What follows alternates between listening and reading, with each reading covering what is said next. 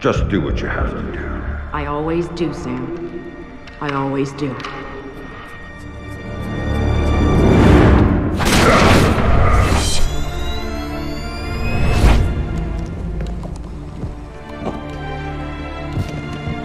The thing you have to understand is this. The Sam Fisher you knew is dead. America killed him, asked him to make one sacrifice too many, cross one line too far. I think Splinter Cell is an interesting series. I like the concept and gameplay, and I feel the third game, Chaos Theory, is really what defines what Splinter Cell is and should be. Evidently, the developers felt differently because the follow-up Double Agent felt like a regression, and it doesn't matter which version you play either. Now, they're not bad games, but I do find the return to more linear level design odd. After Double Agent comes Conviction, which apparently alienated some series veterans because of its more action-oriented approach. Developed by Ubisoft Montreal and published by Ubisoft and Microsoft Game Studios, Tom Clancy's Splinter Cell Conviction was released for Xbox 360 and PC in April 2010. For this review, I played the Xbox 360 version, because I checked the game's PC Gaming wiki page and discovered it's terribly optimized for PC, and even with some of the fixes offered, issues may still be present on modern hardware, and I just didn't feel like dealing with that. This review will contain some spoilers, so if you're sensitive to spoilers, now is the time to stop watching. You have been warned. Now let's take a look at Splinter Cell Conviction and see what it brings to the table. We don't have time to chat. Our timetable says your men need to move. Everything's operational, Director Reed. We start deployment at 900 hours this morning. Good. Keep things going on your end. Conviction features two parts of the overall narrative, the cooperative campaign and the solo or main campaign. The cooperative campaign acts as a prologue to the events of the main campaign, but I wasn't able to play through it, so this review will focus only on the main campaign. Set a few years after the events of Double Agent, Sam Fisher left Third Echelon and is now investigating rumors that his daughter's death may not have been an accident. Despite being out of the business, so to speak, Grimm manages to rope Sam back in by revealing his daughter is indeed alive, and uses that as leverage to get him to assist in the investigation of a conspiracy involving a private military company and Third Echelon that threatens the United States. They're closing in on your position. Unless you do exactly what I say, this will be a very short conversation. I'm not doing a damn thing until you tell me how you found me. We're Third Echelon. We've got an eye on everyone.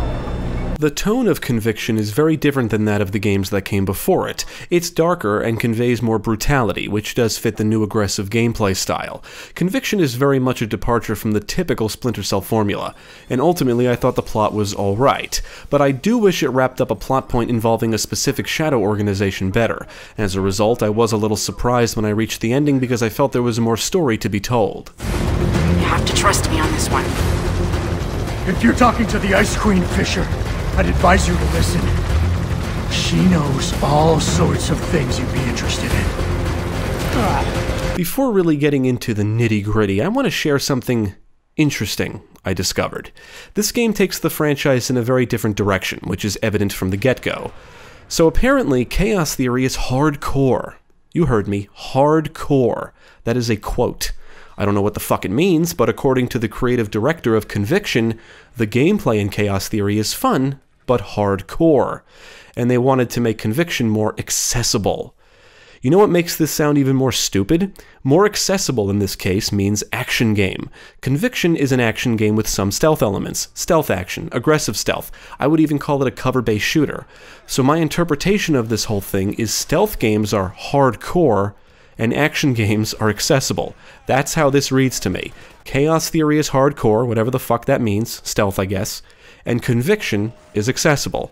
Conviction does not feature the same stealth gameplay that we've come to know and love, but made more accessible. No, it feels like a different game. It places a bigger focus on shooting, it features more violence complete with some gore, and it's more vulgar. Now these aren't necessarily bad things, but I can tell you Conviction doesn't really feel like what you would expect from a Splinter Cell game. Target in sight! Down! Let's get in there and get him! Go! So that quote is a good example of why people need to stop using buzzwords like hardcore. Stop saying hardcore. That word in particular doesn't make any fucking sense most of the time the way I've seen it used, and especially in this case. Then there's the word accessible, which I don't consider a buzzword, but it is used very oddly here. I think what they really mean to say is we want the next game to appeal to a wider audience, so we're making it an action game. And I'm guessing it's because there was a bigger demographic for action games at the time Conviction released. Before Conviction, Splinter Cell primarily focused on stealth, and Chaos Theory is a stealth game. A fantastic stealth game, in fact. Yes, you are given the option to take a more action-oriented approach, but it's typically safer to remain quiet and out of sight. You're better off sticking to the shadows, and using your weapons and equipment to help you get around quietly, misdirect, and engage enemies only if necessary. It's really not complicated, it's stealth. But I guess, according to some people, that's hardcore.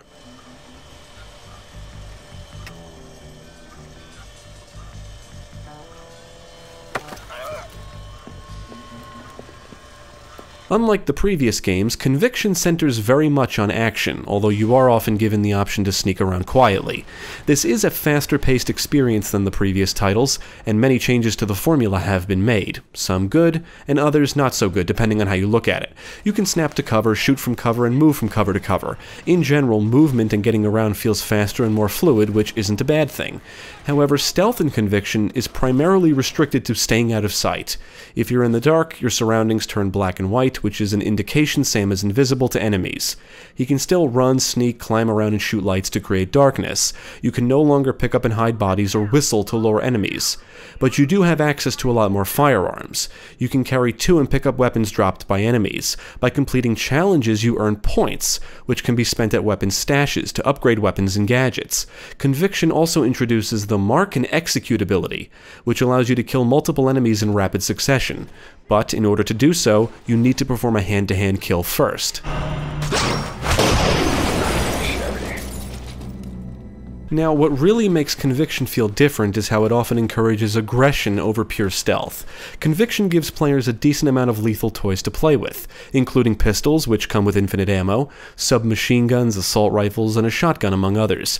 Gadgets make a return and are unlocked as you progress through the story.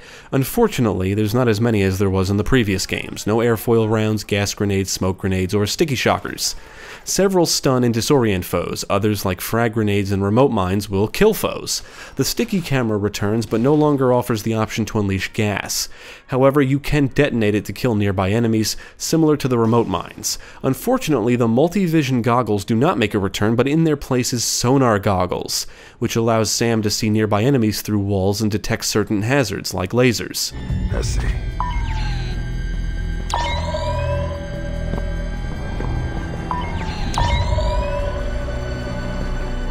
The challenges are the game's way of encouraging different playstyles. As mentioned earlier, completing them rewards you with points that you can spend on weapon and gadget upgrades to make them more efficient, which does prove to be helpful. One thing I do like is that your challenges, points, and unlocks are carried over into the other game modes, or at least deniable ops, which is the only other mode I was able to try. The upgrades are pretty basic, nothing too in-depth. Weapons can be upgraded with different attachments that affect their power, range, and accuracy, and gadget upgrades improve their radius and/or duration. The game comes with numerous challenges to complete, encouraging both stealth and action-oriented tactics, so you're basically rewarded for everything, sneaking around quietly and mowing down and blowing up foes. That said, I found the gunplay to be satisfying, thanks to the loud and powerful sounding weapons fire and gore effects. When enemies are shot, blood does squirt out and will splatter on surfaces. Bullets and explosions can destroy parts of the environments, particles and debris fill the air during firefights, and it all looks pretty cool. It may not be typical Splinter Cell, but I do think the action is fun. Visiting the memorial. Why not? Still out there. Taken to the Washington Mercy Hospital. Damn! To put it bluntly, Conviction basically rewards you for murdering everyone. Honestly, I don't really have a problem with this, and I do enjoy the new gameplay style on offer here, but I admit, it's not really Splinter Cell. Using firearms is no longer looked at as a last resort, and engagement is always lethal. When you sneak up on foes, instead of simply grabbing them, Sam will violently kill them, although you are given the option to take them as shields. Even interrogations look brutal. Sam will beat the shit out of people, slam them into things, and throw them around until he gets the information he needs. Oh, you see nothing, man! I swear! Okay, enough. As cool as all of this is, stripping out some of the mechanics from the previous games seemed unnecessary, but I guess simplifying the stealth was needed for a faster and more consistent pace. However, I cannot say evading foes offers the same kind of satisfaction as that of the previous games. As long as you remain out of sight, you'll be fine. The game doesn't give you as many options or include as many obstacles as the previous titles, and you're not given many ways to lure or misdirect foes. If you get spotted, you can either kill everyone or run away and try to evade them again. Once enemies lose sight of you, they will focus on your last known position, often making it easy to flank them. Surround Fisher! No Fisher, no We've got an intruder in the car! Now, most of the game is set in Washington, D.C., but the beginning does put you in Malta, and a flashback mission has you navigating around Iraq. The environments are mostly linear, but they do often give you multiple routes and ways to approach situations. Whether you move through a doorway, jump through a window, climb a pipe, or move from cover to cover out of sight, you typically have multiple options. You won't have to backtrack, and there's no reasons to explore other than to find new ways to evade or engage enemies. The game keeps you focused on your primary objective, and the only hazards you really need to worry about are enemies, cameras, and lasers.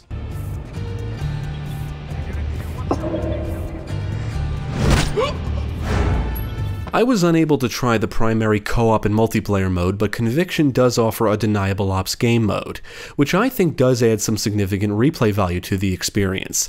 This mode can be played solo or with another player, and comes with multiple sub-modes like Hunter, Infiltration, and Last Stand. In Hunter, the objective is to eliminate all the enemies by any means necessary. Infiltration is similar, but you cannot be detected, and Last Stand requires you to defend an EMP generator against waves of foes. As mentioned earlier, your points and unlocks from the campaign are carried over, and you can buy and upgrade uniforms. Deniable Ops doesn't let you choose your equipment, offers several maps, lets you adjust the difficulty, and configure some options for more challenge, like a time limit, pistols only, and no gadgets.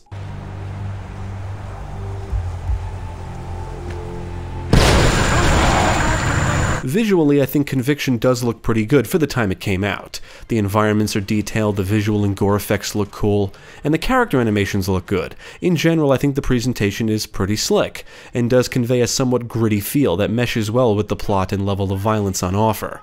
The soundtrack is pretty good, with many intense tunes that help elevate tension, and the audio work overall is solid. Weapons fire sounds great, helping to make the gunplay sound satisfying, and explosions are booming. On the technical side, the game crashed to the dashboard a few times, but other than that, no problems.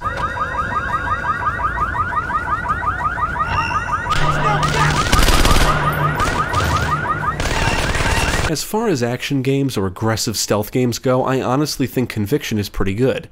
I mean, it doesn't feel like Splinter Cell, but I did enjoy my time with it.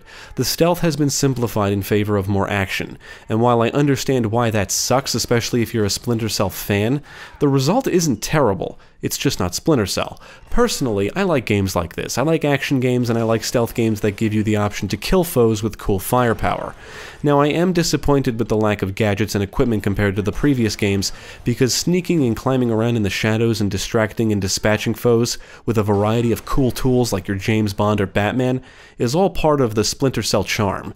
In the end, though, as much as Conviction deviates from the traditional Splinter Cell formula, I cannot say the developers made a bad game. The campaign may be on the short side, but it does have plenty of replay value, and the core gameplay is fun. Furthermore, the multiplayer and deniable ops mode can also keep you coming back for a while. The stealth may have been simplified, but the game does balance stealth and action nicely, encouraging both types of approaches and rewarding you for them.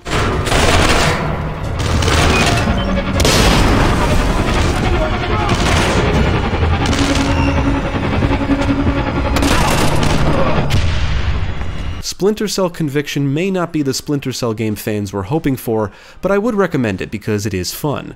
Now, I still say Chaos Theory is the best game in the series up to this point, and that's because, in my opinion, it perfected the traditional Splinter Cell formula. Double Agent failed to capture that magic, and Conviction just goes in a completely new direction. Why? Because Chaos Theory is hardcore. Yeah, it still sounds ridiculous. What a thing to say. Ultimately, Splinter Cell Conviction is a solid stealth action title. Definitely check it out. If you're asking for help, we better do this face to face. And what the hell's going on back there? I thought you'd recognize the sound. Remind you of anything? Yeah. Iraq. Thank you for watching. If you enjoyed this video, check out the rest of our channel, follow us at the links below, and you can also support us on Patreon. If you're interested in more gaming content, check out our friends over at Gamecast.